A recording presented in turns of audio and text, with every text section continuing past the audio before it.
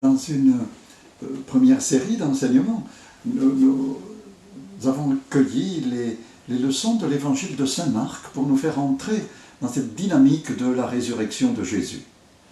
Et nous voudrions maintenant suivre l'évangéliste Saint Matthieu. Il est beau d'avoir ainsi plusieurs approches.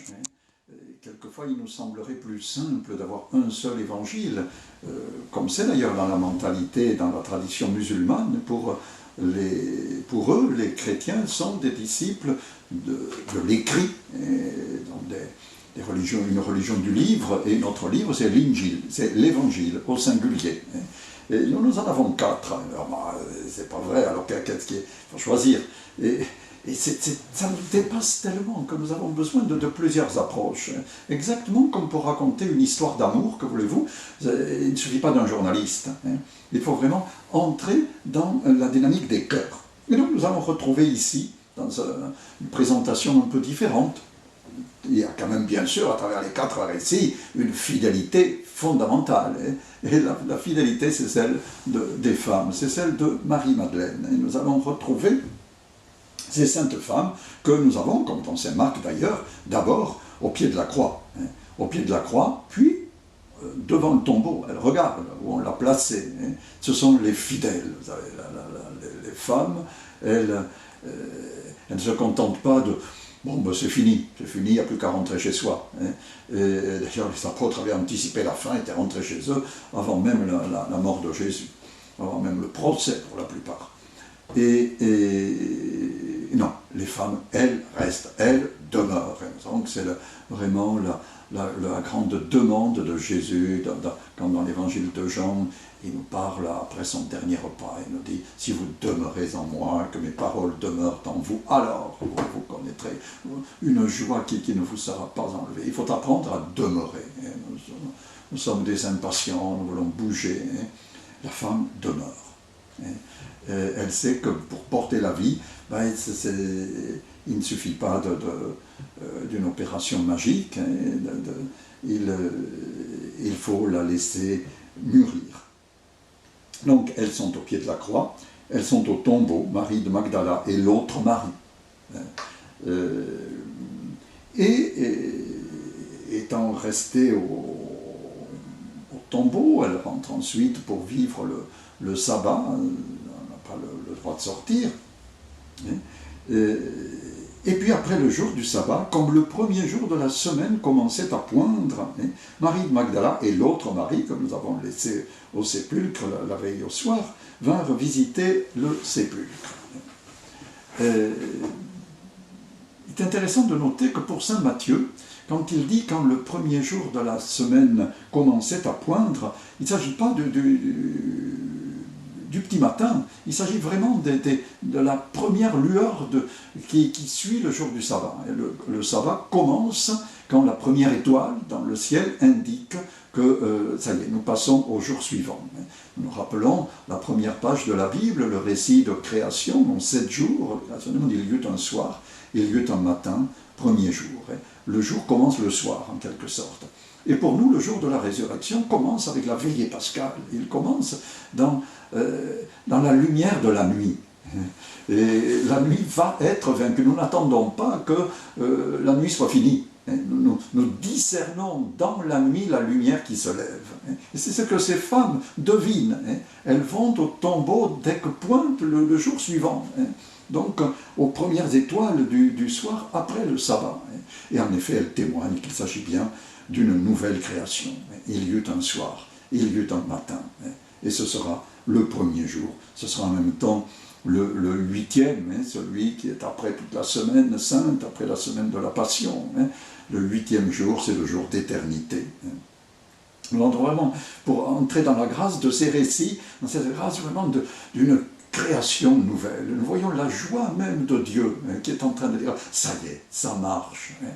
Ce que nous appelons, nous, la première création, c'est au fond une sorte d'essai raté, parce que l'homme n'a pas accueilli la grâce qui lui était faite.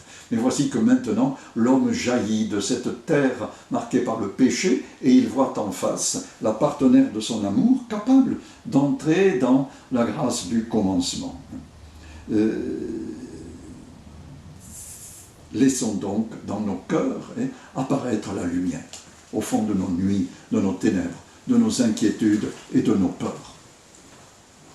Et nous avons, pour nous y aider, une présentation en contraste. L'Évangile, ce n'est pas une leçon abstraite, il met en scène des personnages. Et en effet, avant même de raconter ce qui se passe au premier jour de la semaine, dans cet espace incertain qu'est le sabbat, bien, les chefs juifs sont allés trouver Pilate et ont demandé qu'on s'assure du tombeau. On ne sait jamais, tu sais. Cet imposteur a dit que 3 jours après sa mort, il ressusciterait. Eh bien, si jamais ses disciples venaient enlever le corps, bon, mets une garde et scellons la pierre de façon que rien ne puisse se passer jusqu'au 3e jour. Après, advienne que pourra. Et c'est ce qu'ils font. Et Pilate leur dit, écoutez, voilà une garde, et assurez-vous du tombeau comme vous l'entendez. Et c'est ce qu'ils font. Mais, au moment où les femmes, donc toutes faibles, deux petites femmes, arrivent au tombeau, voilà qu'il se fit un grand tremblement de terre. Il y a déjà eu un tremblement de terre dans l'évangile de Matthieu au moment de la mort de Jésus sur la croix. Il y a eu comme une sorte d'explosion de la création. Les rochers se fendirent, la terre s'ouvrit, les sépulcres libèrent les corps de saints qui ressuscitent. On voit bien que la mort, la descente de Jésus dans la mort, libère les morts en quelque sorte, fait exploser la mort. Eh bien, nous retrouvons une autre secousse de ce tremblement de terre, après celui du vendredi soir. Voilà celui du dimanche matin. Un tremblement de terre, l'ange du Seigneur descendit du ciel, vint rouler la pierre sur laquelle il s'assit. Il avait l'aspect de l'éclair, sa robe était blanche comme neige. Il y a une explosion de clarté qui arrive ici, et l'ange va être placé là pour ouvrir un chemin de vie, pour ceux qui le veulent. Nous savons que après les premiers récits de création, malheureusement, l'homme et la femme n'ont pas eu confiance en Dieu, ont mangé le fruit que leur tendait le serpent, et ils se sont cachés parce qu'ils avaient peur de Dieu. Et ils se sont enfuis dans la nuit du refus, du mensonge, de la séparation. L'homme avec la femme avec le serpent, et les deux ensemble avec toute la création. Le monde est cassé. Et un chérubin a été symboliquement placé à l'entrée du paradis pour que désormais il soit inaccessible. Mais en fait, ce qui le rend inaccessible, c'est la faute de l'homme, qui non seulement a désobéi, mais surtout n'a pas cru à la miséricorde et à la capacité qu'a Dieu de toujours recommencer par la force du pardon. Ça, c'était inenvisageable jusqu'à ce que Dieu montre qu'il était capable d'entrer dans ce refus de l'homme et dans cette nuit du péché de faire jaillir la lumière. Alors, c'est vraiment la question qui nous est posée à nous aussi. Est-ce que nous voulons voir en Dieu quelqu'un qui poste un chérubin et qui entrave pour nous le chemin de la vie, ou est-ce que nous voulons voir en Dieu quelqu'un qui poste un ange resplendissant de lumière et qui est fait pour ouvrir le chemin de la vie?